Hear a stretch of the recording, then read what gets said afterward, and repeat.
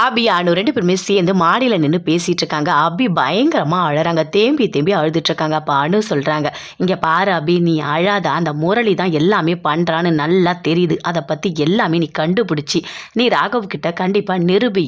நீ சேர்ந்து வாழ்வ" அப்படின்னு அனு சொல்றாங்க.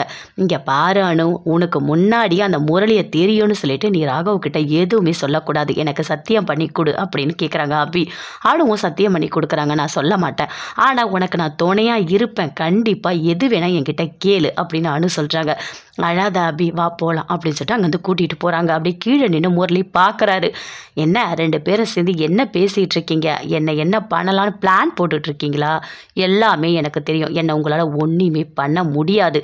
ஆமாம், அபி அடிக்கடிக்க வெளியே போகிறாளே, எங்கே போகிறா? என்னை பற்றி ஏதாவது கண்டுபிடிக்கணும்னு சொல்லிட்டு போகிறாளா? பின்னாடியே ஃபாலோ பண்ணணும்" அப்படின்னு முரளி அப்படி யோசிச்சுட்டு இருக்காரு. அபி அப்படி டென்ஷனாக இருக்காங்க. கண்டிப்பாக ஏதாவது ஒரு க்ளூ கிடைக்கணும், கண்டுபிடிக்கணும் அப்படின்னு சொல்லிட்டு அப்படியே ரோட்டில் நடந்து போயிட்டே இருக்காங்க. அப்போ கரெக்டாக சங்கரை பார்க்குறாங்க. பார்த்தோன்னே வண்டி முன்னாடி நிற்கிறாங்க. "யார் நீங்கள்? வண்டி எடுக்க முடியாமல் முன்னாடி எதுக்கு நிற்கிறீங்க? போங்க இங்கேருந்து" அப்படின்னு அப்படி கத்துறாரு. "இங்கே பாருங்க, என்ன உங்களுக்கு தெரியுதா? என் பேர் அபி. முரளி கல்யாணம் பண்ணிக்கிறேன்னு சொன்ன பொண்ணு நான் தான். ஆமாம், அன்னைக்கு நீங்கள் அஞ்சலி அக்காவோட வீட்டுக்காரா நடிக்கிறதுக்கு வந்தீங்க. அவன் தானே உங்களை கூட்டிகிட்டு வந்தான். உண்மையை என் வீட்டுக்காரர்கிட்ட சொல்லுங்கள். இன்னைக்கு என்னோட வாழ்க்கை பயங்கரமாக பிரச்சனையில் இருக்குது. அவரும் நானும் சேர்ந்து பிரிஞ்சு தான் வாழ்ந்துட்டுருக்கோம்" அப்படின்னு அபி சொல்கிறாங்க. "இவ்வளோ நடந்திருக்கா? எனக்கு கிருஷ்ணா கெட்டவன்னு தெரியும். அதனால தான் நான் அவன் கூட பேசுகிறதே இல்லை" அப்படின்னு சொல்கிறாரு சங்கர். "இங்கே பாருங்கள், என் வீட்டுக்காரர்கிட்ட நீங்கள் உண்மையை தயவு செய்து சொல்லுங்க" அப்படின்னு அபி சொல்கிறாங்க. "சரிங்க, நான் சொல்கிறேன். ஆனால் இப்போ நான் ஒரு இடத்துக்கு போகிறேன். அங்கே உங்கள் வீட்டுக்காரை நீங்கள் கூட்டிகிட்டு வாங்க. நான் உண்மையை சொல்கிறேன். இந்த விஷயம் எல்லாமே கண்டிப்பாக கிருஷ்ணாவுக்கு தெரியக்கூடாது" அப்படின்னு சொல்கிறாரு. "இல்லைங்க, நான் எதுவுமே சொல்ல மாட்டேன்.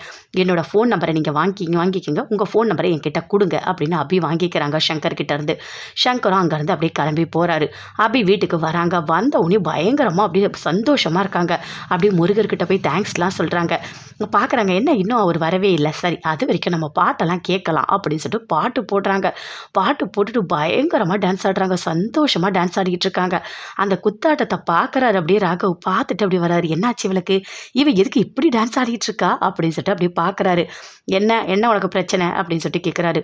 "அதுவாங்க, ஒன்றும் இல்லை. நான் ரொம்ப சந்தோஷமாக இருக்கேன். அதனால தான் நான் பாட்டு போட்டு டான்ஸ் ஆடுறேன்" அப்படின்னு அபி சொல்கிறாங்க. "என்ன சந்தோஷமாக இருக்க? ஆமாம், நாளைக்கு நான் சொல்கிற இடத்துக்கு நீங்கள் என் கூட வரணும்" அப்படின்னு அபி சொல்கிறாங்க.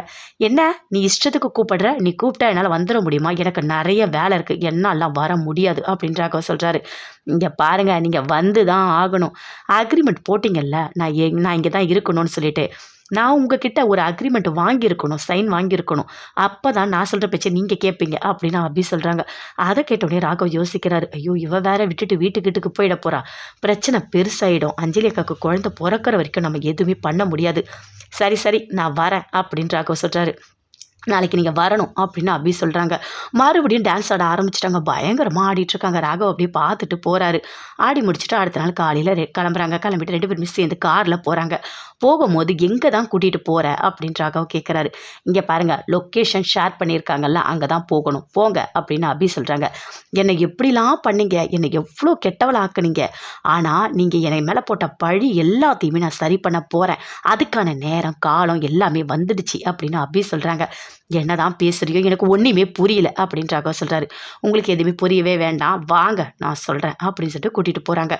ஒரு இடத்துல போயிட்டு அப்படியே நின்றுட்டுருக்காங்க. இந்த இடம் தானே அப்படின்னு சொல்லிட்டு அப்படியே வராரு. அங்கேருந்து முரளி அப்படியே ஹெல்மெட்லாம் போட்டுட்டு பைக்கில் நிற்கிறாரு. "என்ன அபி, வந்துட்டியா நீ?" அப்படின்னு சொல்லிட்டு. "இப்போ என்ன பண்ணுறேன் பாரு" அப்படின்னு சொல்லிட்டு அப்படியே பார்க்குறாரு. சங்கரும் அந்த இடத்துக்கு வந்துட்டாரு. அப்படியே சங்கரை முரளி பார்க்குறாரு. பார்த்துட்டு பின்னாடி ஒரு லாரி இருக்குது. "வா" அப்படின்னு கை காட்டுறாரு. அந்த லாரி அந்த சங்கரை அப்படியே இடிக்குது. அவர் அப்படியே போயிட்டு ஒரு மரத்தில் இடித்து கீழே விழறாரு. அதை பார்த்தோன்னே அப்படியே கத்துறாங்க, ஓடுறாங்க. ஓடி போயிட்டு எல்லாருமே ஓடுறாங்க. ராகவ் எல்லாருமே ஓடி போய் அப்படியே தூக்குறாங்க. "ஐயோ, என்ன இப்படி ஆயிடுச்சு" அப்படின்னு சொல்லிட்டு. "சரி வாங்க, நம்ம ஹாஸ்பிட்டலுக்கு கூட்டிகிட்டு போகலாம்" அப்படின்னு சொல்லிட்டு அபி ராகவ் 2 பேருமே சேர்ந்து அந்த சங்கர் அப்படியே தூக்குறாங்க. தூக்கிட்டு காரில் போட்டு ஹாஸ்பிட்டலுக்கு கூட்டிகிட்டு போகிறாங்க.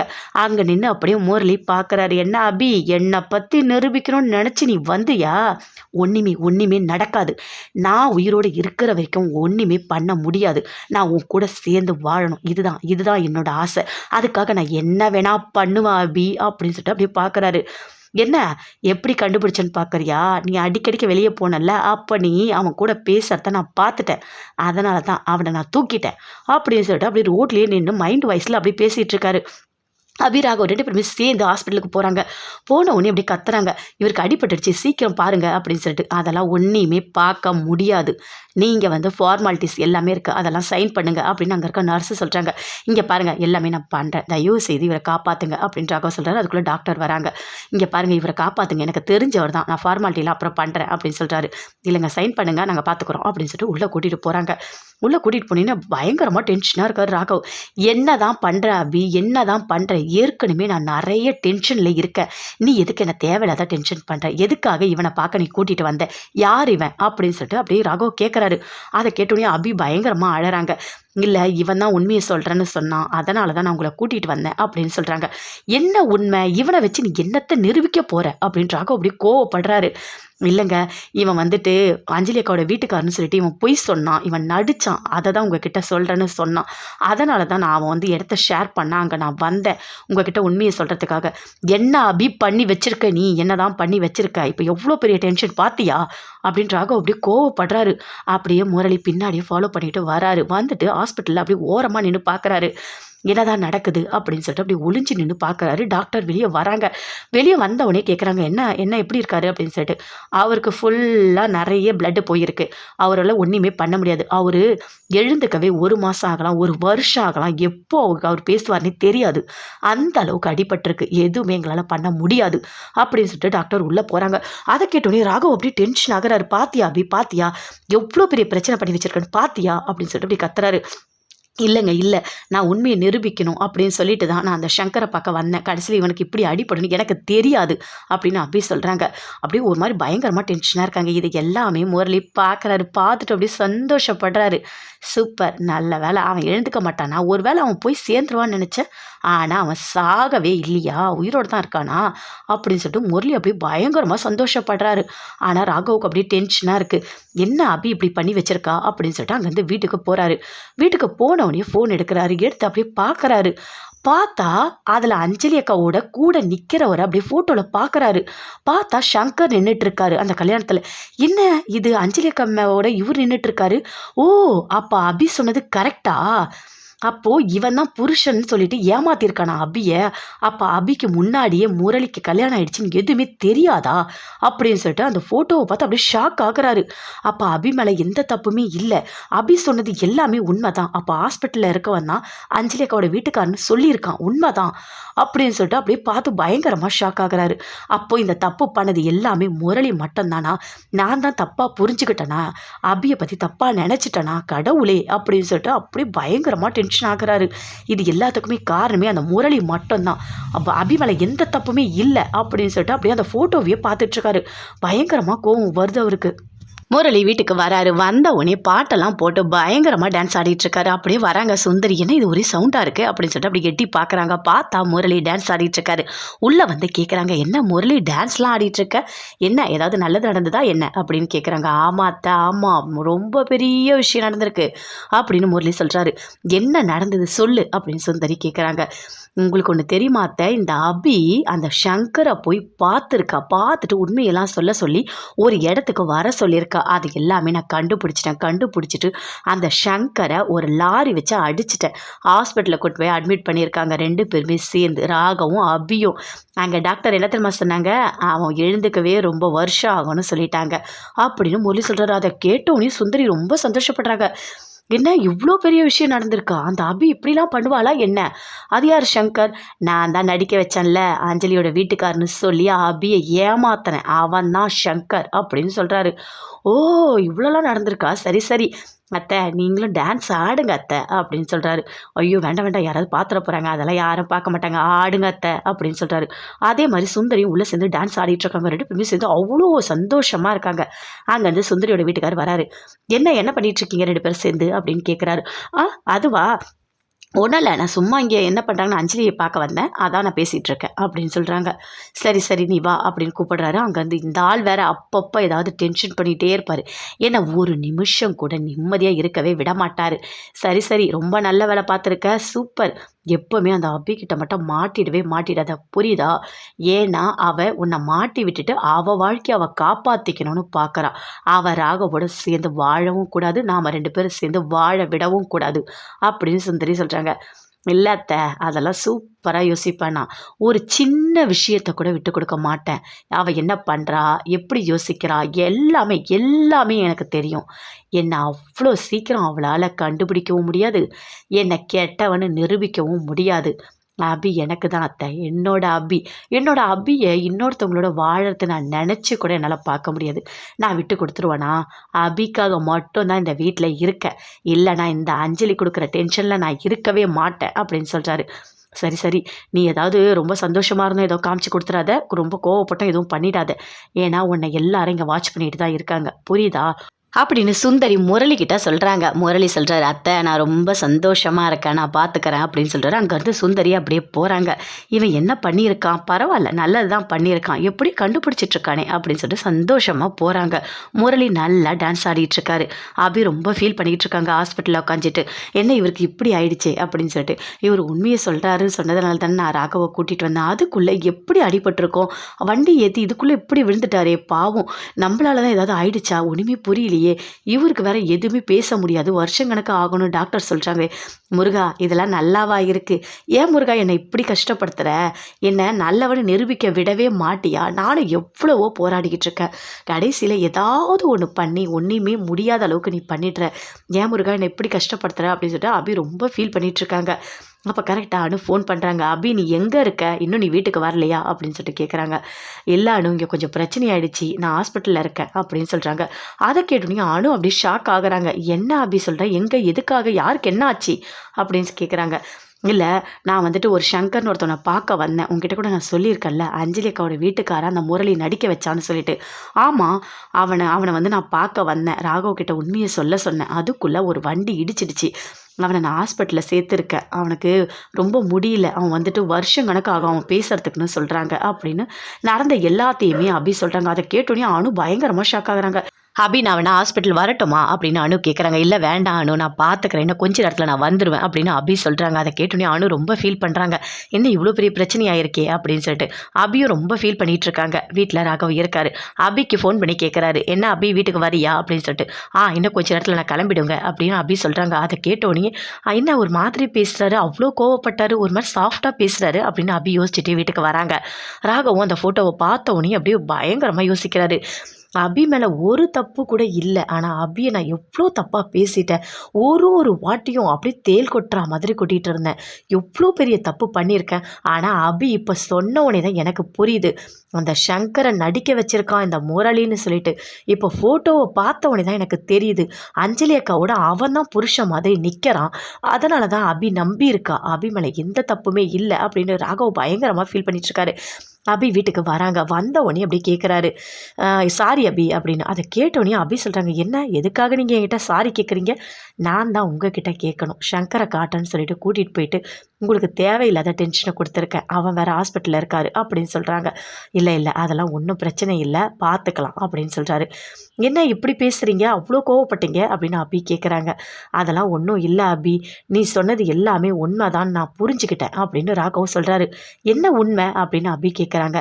இல்லை, நீ சொன்னல அஞ்சலி அக்காவோட வீட்டுக்காரன் அந்த சங்கரை நடிக்க வச்சிருக்கான் முரளின்னு, அது எல்லாமே உண்மைதான் அப்படின்னு சொல்கிறாரு. எப்படி சொல்கிறீங்க அப்படின்னு அபி கேட்குறாங்க. இங்கே பாரு, ஃபோட்டோவை நான் எடுத்து பார்த்தேன். அந்த ஃபோட்டோவில் அஞ்சலி அக்கா பின்னாடி அவன் தான் நின்றுட்டுருக்கான். அதனால தான் நீ நம்பனையா அப்படின்னு கேட்குறாரு. ஆமாங்க, நான் இதை தான் இவ்வளோ நாளாக சொல்லிகிட்டு இருந்தேன், என் மேலே எந்த தப்புமே இல்லைன்னு. ஆனால் நீங்கள் புரிஞ்சிக்கவே இல்லை அப்படின்னு அபி சொல்கிறாங்க. இல்லை அபி, உன் மேலே எல்லா தப்பும் இல்லைன்னு என்னால் சொல்ல முடியாது. ஆனால் இந்த சங்கர் தான் அஞ்சலி அக்காவோட வீட்டுக்காரர், நீ நினச்சது உண்மைதான், அது மட்டும் எனக்கு தெரியுது அப்படின்னு சொல்கிறாரு. அது என்னங்க, அவங்க வீட்டுக்காரர் தான் நான் நம்பினதை மட்டும் உண்மைன்னு சொல்கிறீங்க, ஆனால் மற்ற எதுவுமே இல்லைன்னு சொல்கிறீங்க அப்படின்னு அபி கேட்குறாங்க. ஆமாம் அபி, ஆனால் நீ வந்துட்டு அங்கே அவன் வந்து அவனோட கட்டி பிடிச்சிட்டு இருந்தது எல்லாத்தையுமே நான் மேலே இருந்து பார்த்தேன் கல்யாணத்தில் அப்படின்னு சொல்கிறாரு. ஆனால் அதெல்லாம் நான் எப்படி நம்ப முடியும்? எப்படி உன்னை வந்து நல்லவன் நான் நம்ப முடியும் அப்படின்றாகவும் கேட்குறாரு. இங்கே பாருங்கள், நல்ல வேலை என்னை கெட்டவன்னு நினைக்கிறீங்களா, நினச்சிக்கோங்க, ஒன்றும் தப்பு கிடையாது. ஆனால் நான் வந்துட்டு முரளிக்கு ஏற்கனவே கல்யாணம் ஆயிடுச்சுன்னு தெரிஞ்சு நான் வந்து கூட வந்து பழகலை அப்படின்னு சொல்கிறாங்க. ஆமாம் ஆமாம், அது எல்லாமே உண்மை தான், எனக்கு புரிஞ்சிடுச்சு அப்படின்னு ராகவ் சொல்கிறாரு.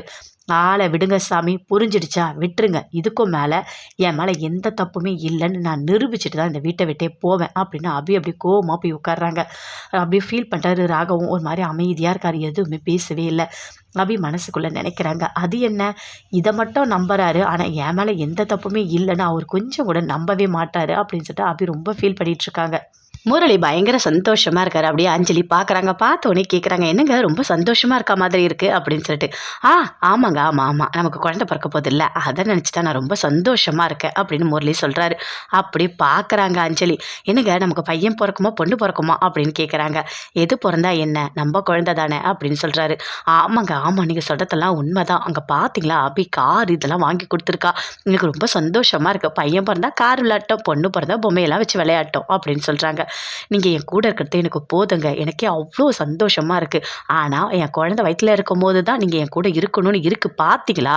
இதுக்கு முன்னாடி நான் ஏங்கிட்டே இருப்பேன், என்ன இவர் வரவே மாட்டுறாரே அப்படின்னு சொல்லிட்டு, எப்போ பார்த்தாலும் ஏதாவது வேலைன்னு போயிடுறாரு அப்படின்னு சொல்லிட்டு ரொம்ப ஃபீல் பண்ணுவாங்க. இப்போ என் கூடயே நீங்கள் இருக்கீங்க, எனக்கு அவ்வளோ சந்தோஷமாக இருக்குது அப்படின்னு அஞ்சலி சொல்கிறாங்க. அதை கேட்டோடனே அப்படியே முரளி நினைக்கிறாரு, எனக்கு ஒன்றும் இந்த சந்தோஷம்லாம் இல்லை, எனக்கு அந்த சங்கருக்கு அடிபட்டுடுச்சு, அவனை எப்படி சாகடிக்கலான்னு நான் யோசிச்சுட்ருக்கேன். அவன் கொஞ்சம் நெஞ்ச கூட உயிர் அப்படி இழுத்துட்டு இருக்கக்கூடாது, அவன் ஒரேடியாக போய் சேர்ந்துடணும், அதுக்கப்புறம் ஹாஸ்பிட்டல் போயிட்டு அவனை ஒன்றுமே இல்லாமல் பண்ணிடணும் அப்படின்னு சொல்லிட்டு அதை பற்றி நான் யோசிச்சுட்ருக்கேன். இவ வேற அப்பப்போ கடுப்பேற்றிக்கிட்டே இருக்கா, ஏதாவது ஒன்று சொல்லிகிட்ருக்கா. குழந்தைய நினச்சி நான் சந்தோஷப்படுவேனா அப்படின்னு சொல்லிட்டு, அந்த குழந்தை இல்லாமல் போனாலே அதுதான் எனக்கு சந்தோஷம் அப்படின்னு நினச்சிட்டு அப்படியே பார்க்குறாரு. என்னங்க உங்களுக்கு ஏதாவது வேணுமா அப்படின்னு கேட்குறாங்க. எனக்கு ஒரே கொஞ்சம் டீ மட்டும் கொடுங்க அப்படின்னு சொல்கிறாங்க. சொல்கிறாரு. அதை கேட்டோடனே அப்படியே உள்ளே போகிறாங்க. போயிட்டு தேவையான எல்லாமே கொண்டு வந்து கொடுக்குறாங்க. குடிக்கிறாரு. குடிச்சிட்டு சரிங்க, நான் வந்து படிக்கிறேன், எனக்கு கொஞ்சம் வேலை இருக்குது அப்படின்னு சொல்கிறாரு. சரிங்க, நீங்கள் பண்ணுங்க அப்படின்னு சொல்லிட்டு அஞ்சலி அப்படியே உள்ளே போகிறாங்க. அப்படியே முறை யோசிக்கிறாரு, என்ன பண்ணலாம், ஏதாவது ஒரு பிளான் பண்ணணும். அவன் கொஞ்சம் நெஞ்சம் கூட உயிர் இருக்கவே கூடாது. யாராவது ஆளை வச்சு காலி பண்ணிடலாமா, இல்லை நாம் போய் பார்க்குற மாதிரி காலி பண்ணிடலாமா? அவன் உயிரோடு இருந்தால் ஏதாவது ஒரு ஒரு ஒரு சூழ்நிலையில் அவனுக்கு அந்த ஞாபகம் வரும். அப்படி ஞாபகம் வந்ததுன்னா கண்டிப்பாக என்ன அவன் காமிச்சு கொடுத்துருவான். அதை விடவே கூடாது. அப்படி ஒரு சந்தர்ப்பத்தை அந்த அபிக்கு ஏற்படுத்தவே கூடாது. எப்படியாவது போயிட்டு ஹாஸ்பிட்டலில் அவனை பார்க்கணும். ஆனால் அபி எனி டைம் வெளியவே உட்காந்துட்ருக்காளே, எப்படி பார்க்கறது? சரி, அதுக்கு ஒரு பிளான் போடுவோம். பிளான் போட்டு எப்படியாவது போயிட்டு பார்த்து அந்த சங்கரை நம்ம காலி பண்ணிடணும் அப்படின்னு சொல்லிட்டு முரளி யோசிச்சுட்ருக்காரு. அபி ரொம்ப ஃபீல் பண்ணிகிட்ருக்காங்க. ஹாஸ்பிட்டலுக்கு வந்துட்டு கேட்குறாங்க டாக்டர்கிட்ட, இங்கே பாருங்கள், அவர் எப்படியாவது காப்பாற்றிடுங்க அப்படின்னு சொல்கிறாங்க. இங்கே பாருங்கம்மா, அவருக்கு நிறைய பிளட்டு லாஸ் ஆகிருக்கு, உள்ளே கூட அப்படியே உள்ளே ஃபுல்லாக பிளட்டு போயிருக்கு, ஒன்றுமே பண்ணவே முடியாது. எங்களால் முடிஞ்ச பெஸ்ட்டை தான் நாங்கள் கொடுக்குறோம், அதுக்கும் மேலே கடவுள் தான் காப்பாற்றணும், எங்கள் கையில் எதுவுமே கிடையாது அப்படின்னு டாக்டர் சொல்கிறாரு. இல்லைங்க, உங்களால் முடிஞ்சதை நீங்கள் பண்ணுங்க அப்படின்னு அபி சொல்கிறாங்க. கண்டிப்பாக பண்ணுவோம்மா அப்படின்னு சொல்லிட்டு அங்கே டாக்டர் போகிறாங்க. ரொம்ப ஃபீல் பண்ணுறாங்க. எப்படியாவது இவருக்கு சரியாயிடணுமே, சரியானால் மட்டும்தானே உண்மையை சொல்ல முடியும் அப்படின்னு சொல்லிட்டு ரொம்ப ஃபீல் பண்ணுறாங்க. ஹாஸ்பிட்டலுக்கு வந்துட்டு அங்கேயே இருக்காங்க. டாக்டர்கிட்ட பேசுகிறாங்க. கொஞ்ச நேரம் இருந்துட்டு அங்கேருந்து கிளம்புறாங்க. கிளம்பி வீட்டுக்கு போகிறாங்க. அப்போ அனு கேட்குறாங்க, என்ன அந்த சங்கருக்கு சரியாயிடுச்சா அப்படின்னு சொல்லிட்டு கேட்குறாங்க. இல்லை அனு, எதுவுமே சரியாகலை, அவருக்கு நிறைய பிளட்டு லாஸ் ஆகிருக்கு, அவரை காப்பாற்றவே முடியாதுன்னு சொல்கிறாங்க, அதுவும் வருஷங்கணக்கு ஆகும்னு சொல்கிறாங்க, எனக்கு ரொம்ப கஷ்டமாக இருக்குது அப்படின்னு அபி சொல்கிறாங்க. இங்கே பாரு அபி, இதெல்லாம் நடக்கணும்னு இருக்குது, நடக்குது சரியா, நீ தேவையில்லாத டென்ஷன் ஆகாத. இல்லை, நான் அவரை வர சொன்னேன், என்னால் தானே இவருக்கு இப்படி ஆயிடுச்சு, இல்லைன்னா இவர் நல்லா இருந்திருப்பார்ல அப்படின்னு அபி சொல்கிறாங்க. நீ எதுக்காக குற்ற உணர்ச்சியோடு யோசிச்சுட்ருக்க, அதெல்லாம் ஒன்றுமே கிடையாது. அவர் வந்து நல்லது தான் பண்ணணும்னு வந்திருக்காரு. கடைசியில் ஒரு வண்டி இடிச்சிட்டு போயிட்டுருக்கு, அதுக்கு வந்து நீ பொறுப்பாக்க மாட்டேன் அப்படின்னு சொல்கிறாங்க அனு. இல்லை அனு, இருந்தாலும் ரொம்ப கஷ்டமாக இருக்குது தெரியுமா, எவ்வளோ நல்லா பேசியிருந்தார் தெரியுமா, அதுக்குள்ளே இப்படி எழுந்துக்கவே மாட்டார்னா அது எப்படி தாங்க முடியும், எனக்கு ரொம்ப கஷ்டமாக இருக்குது. இப்போ கூட நான் ஹாஸ்பிட்டல் போயிட்டு தான் வந்தேன், டாக்டர்கிட்ட கேட்டேன் எப்படியாவது சரி பண்ணுங்க அப்படின்னு சொல்லிட்டு. அவங்களும் முடிஞ்ச அளவுக்கு நாங்கள் ட்ரீட்மெண்ட் கொடுக்குறோம், அதுக்கு மேலே எங்கள் கையில் இல்லைன்னு சொல்லிட்டாங்க அப்படின்னு அபி சொல்கிறாங்க. இங்கே பாரு அபி, நீ இதையே யோசிச்சுட்டு இருக்காத சரியா, அவர் சரியாகும் போது ஆகட்டும், நீ வா, வந்து ஃபஸ்ட்டு வந்து சாப்பிடு வா அப்படின்னு உள்ளே கூட்டிகிட்டு போகிறாங்க. இல்லை இல்லை, எனக்கு அனு எதுவுமே எனக்கு சாப்பிட பிடிக்கல, நான் உள்ளே போகிறேன் அப்படின்னு சொல்கிறாங்க. இங்கே பாரு அபி, நீ இப்படிலாம் பண்ணக்கூடாது, நான் சொன்னால் நீ கேட்பல்ல, நீ ஏதாவது சாப்பிட்டுட்டு உள்ளே போ. ராகவ் சாப்பிட்டுட்டு உள்ளே போயிட்டாரு அப்படின்னு அனு சொல்கிறாங்க. போயிட்டு டிஃபன் எல்லாம் வைக்கிறாங்க. அப்படியே அபி வந்து அப்படியே ஃபீல் பண்ணிகிட்டே சாப்பிட்டுட்ருக்காங்க. அப்போ அப்படியே முரளி அப்படியே ஒளிஞ்சு பார்க்குறாரு. "என்ன அபி உன்னால் சாப்பிட கூட முடியலையா?" அப்படின்னு சொல்லிட்டு. "முடியாது. எதுவுமே உன்னால் பண்ண முடியாது. அந்த சங்கரு இன்னும் ஒரு 2, 3 நாள்ல அவன சுத்தமா சாகடிச்சுடுவேன். அவன் உயிரோட கூட இருக்க மாட்டான். உனக்கு கொஞ்சம் இருக்குல்ல நம்பிக்கை, அது கூட ஒண்ணுமே இல்லாம பண்ணிடுவேன். அதுதான் என்னோட வேலை. சாப்பிடு அபி சாப்பிடு. நல்லா சாப்பிடு. இன்னும் 2 நாள்ல உனக்கு எவ்வளோ பெரிய கஷ்டத்த குடுக்குறேன்னு பாரு" அப்படின்னு.